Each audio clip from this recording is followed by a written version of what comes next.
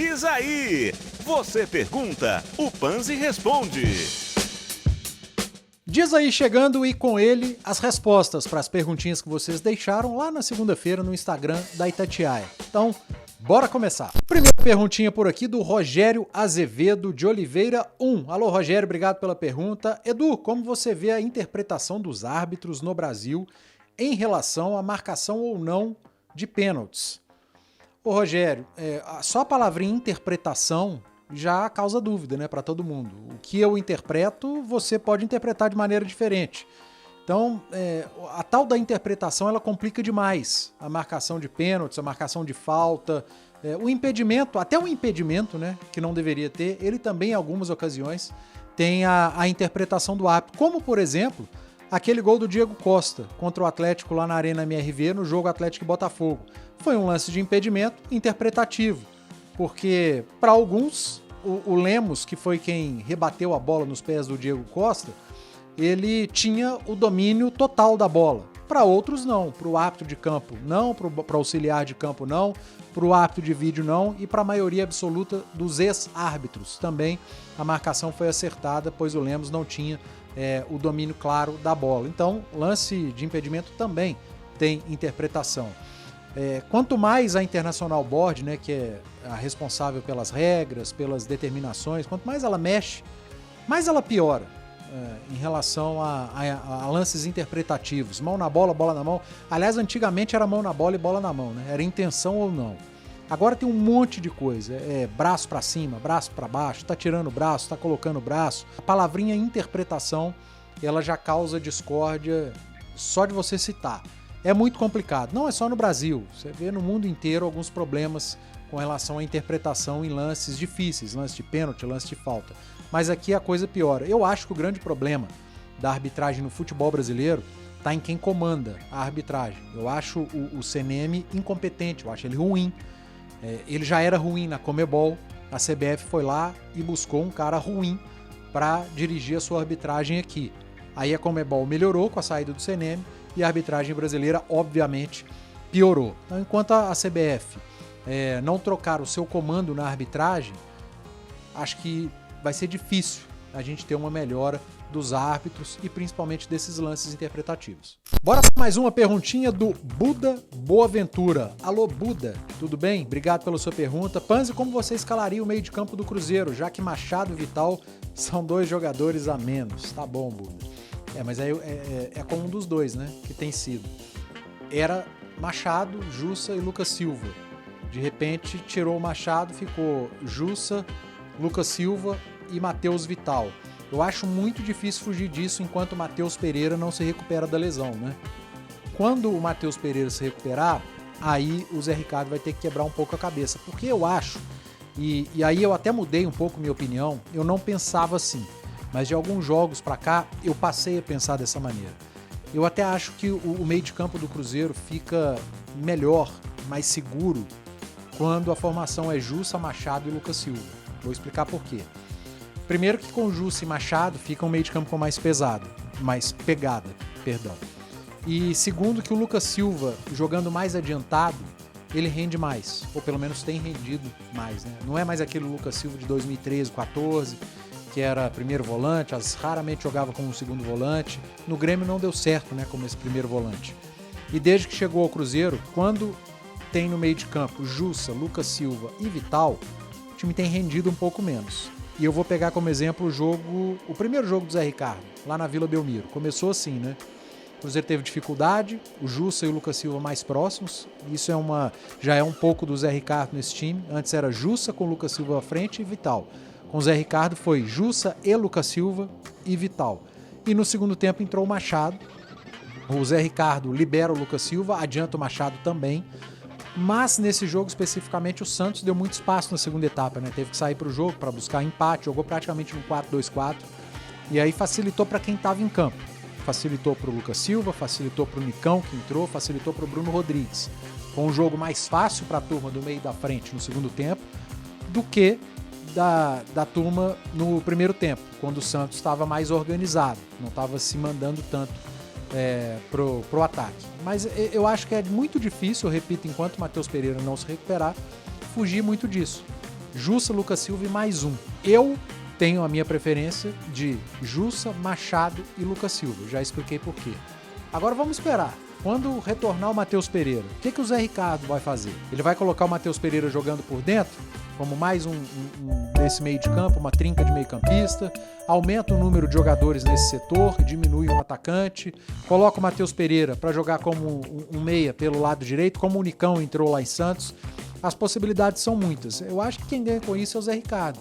Ele vai ganhando alternativas, ele tem a alternativa de montar um meio de campo com mais pegada, com Machado e Jussa, um meio de campo com mais talento, com Lucas Silva e Vital. Eu só vou discordar de você, Buda, que eu não acho que Machado e Vital são jogadores a menos. O Cruzeiro ter deixado de vencer 7 jogos, ter passado aquele período com maus resultados, não era culpa de um jogador, era culpa de vários jogadores, principalmente dos atacantes.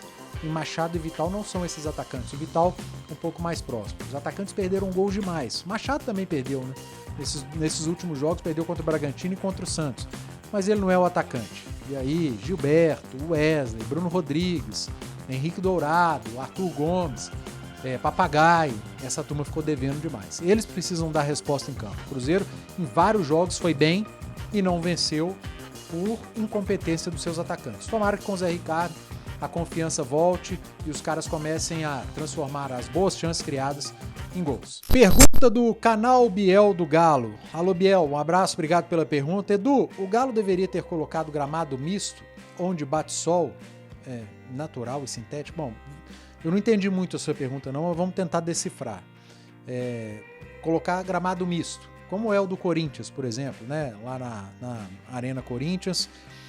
O gramado não dá para você colocar metade sintético, metade natural. Ou você coloca ele todo sintético, ou você coloca um gramado híbrido, ou você coloca um gramado natural.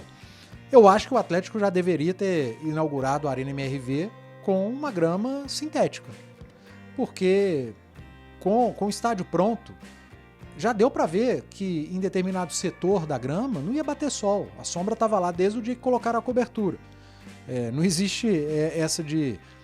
claro que em determinados meses do ano ela muda um pouquinho, mas a gente sabe que ali à esquerda das cabines de rádio e TV, e quem projetou o estádio e quem trabalhou nas obras, todo mundo ali, desde que colocaram as coberturas, falaram, aqui não vai bater sol. Aqui o gramado natural vai ter problemas. E a gente pretende fazer muitos eventos dentro do estádio, pisando no gramado. Qual que é a alternativa?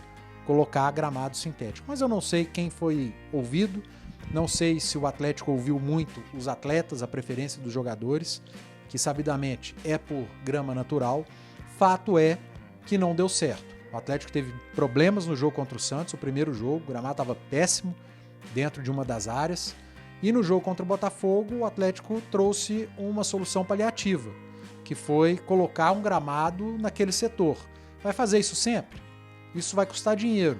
O Atlético vai ficar trocando grama a cada evento? Custa grana também. Ou já a partir de 2024, como dizem dentro do clube, vai colocar a grama sintética. Então, tem que esperar, tem que aguardar para ver qual vai ser a decisão do clube. Eu acho, ao meu ver, por tudo que aconteceu, que houve um erro de planejamento, houve um erro de escolha, e o Atlético está pagando por esse erro agora. Aliás, literalmente pagando, né? Porque há um gasto para esse tanto de troca de gramado. Bora para mais uma perguntinha do Léo V. Melo 31. Obrigado, Léo. Panzi, o que você pensa sobre a obrigatoriedade dos árbitros darem entrevista no fim dos jogos? Olha, primeiro que ela não existe, né? Não existe essa obrigatoriedade, mas seria legal. Assim como o treinador da coletiva, assim como os jogadores passam pela zona mista, de vez em quando tem jogador ao lado do técnico, né?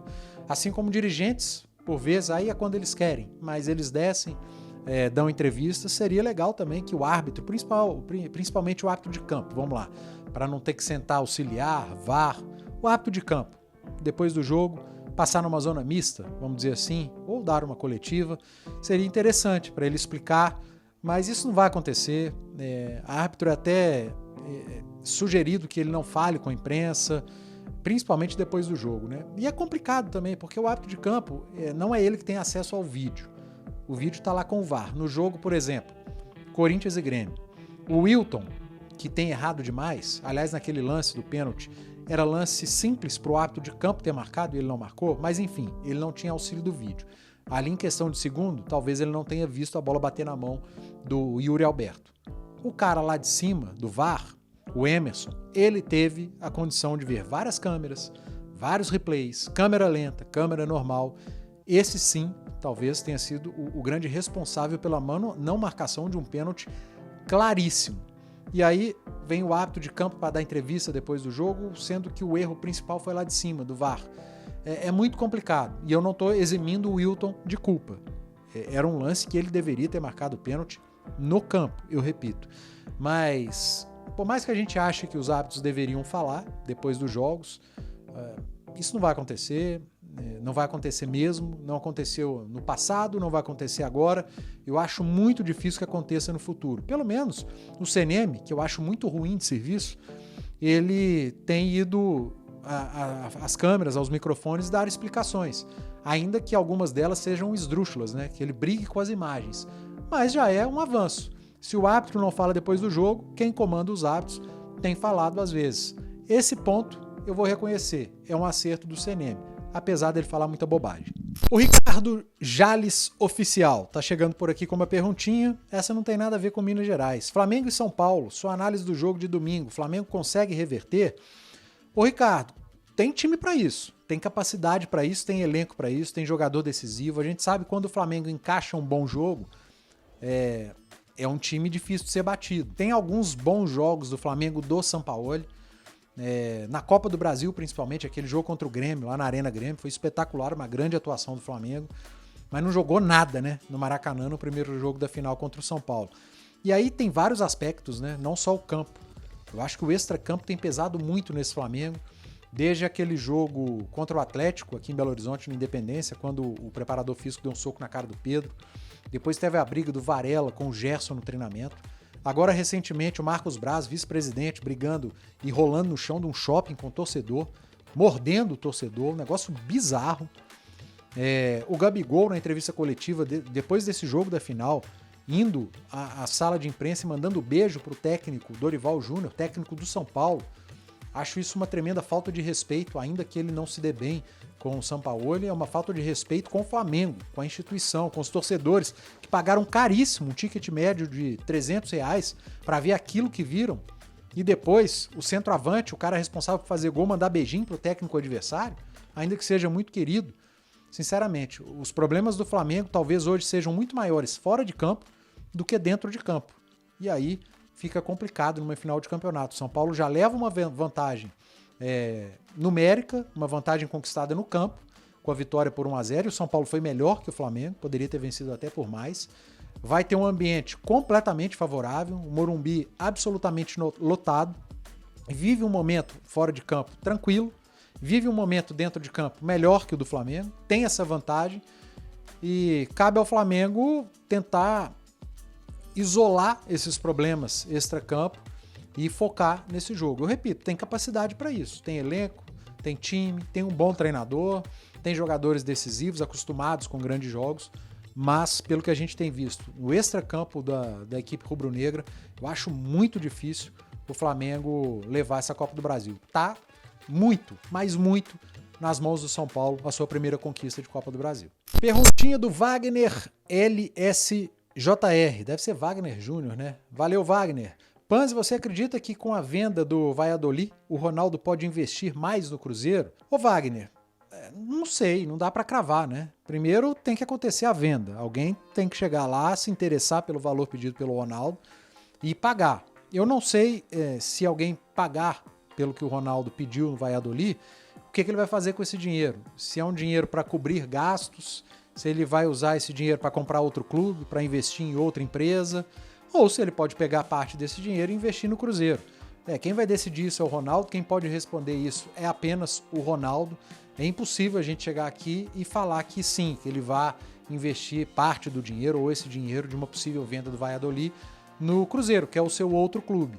Seria ótimo, né? Seria ótimo para o clube, seria ótimo para o torcedor, numa próxima temporada contar com um bom investimento, ainda que não seja o valor integral, né? Que seja ali 20%, 30%, seria maravilhoso. Mas quem pode responder isso é só o Ronaldo, e por enquanto ele não falou no assunto. Pergunta do Romeu Eugênio de Lima. Será que o Pedrinho conseguirá manter o nível das últimas 3 partidas? Pedrinho do Atlético. Romeu, não dá pra gente cravar, né, o que vai acontecer pra frente, mas fato é que o Pedrinho tá bem, desde que ele voltou de lesão, se reencontrou ali no Atlético, tem rendido muito, com muita liberdade de jogar ali naquela zona intermediária, né, entre as duas linhas defensivas do adversário, é o que a gente chama do jogo entre linhas. Pedrinho tem feito muito bem, com muita liberdade para buscar essa bola próxima dos volantes, tem ótimo passe, boa bola longa, consegue cair pelo lado do campo quando o Paulinho precisa centralizar, ou o Pavon. Tem o retorno do Zarate, que eu acho que pode se dar muito bem com o Pedrinho também. Então, é melhor curtir o momento.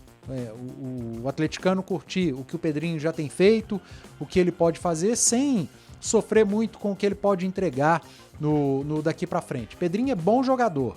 Se ele souber conviver sem lesões, se fisicamente o Pedrinho render até o final da temporada, eu acho que ele tem muita qualidade e eu acho que ele pode ser muito útil a essa equipe do Atlético. O fato é que no momento ele é titular absoluto, não sou eu que estou falando, é o Filipão. O Zarate está voltando de lesão, não vai ser na vaga do Pedrinho. Pode ser que seja na vaga do Pavon, ou que nem volte como titular nesse primeiro momento e o Filipão mantenha a equipe como está. Mas o Pedrinho está muito bem e com o Pedrinho bem, o Atlético evoluiu. William Luiz S. Alô, William, obrigado pela pergunta. Panzi, para você, qual o melhor time do Brasil na atualidade? Ô William, aqui no Brasil existe o melhor time da última semana, né? A gente já teve o Fluminense como o melhor time do Brasil, a gente já teve o Flamengo como o melhor time do Brasil, a gente já teve o Botafogo como o melhor time do Brasil, mas eu acho que num combo, no geral, eu vou pegar o time mais equilibrado, aquele que consegue sofrer mais, aquele que consegue se recuperar melhor e aquele que tem sequência de trabalho, né? Então, para mim, o melhor é o Palmeiras, time mais organizado, com a sequência de trabalho do técnico Abel Ferreira, que conhece muito o elenco, o grupo que tem. É um time que tem chegado em várias competições, é a equipe que tem chance de tirar o título brasileiro do Botafogo, segue muito vivo na Copa Libertadores e um dos favoritos. Então não vou ficar no muro, não. Para mim, o melhor time do Brasil é o Palmeiras. Valeu, gente, mais um Diz Aí pra você. Lembrando, toda segunda aparece a caixinha de perguntas lá no Instagram da Itatiaia, no @ItatiaiaEsport ou no @ItatiaiaOficial. Você diz aí, manda sua pergunta e eu venho aqui no YouTube responder. Obrigado, gente, até mais.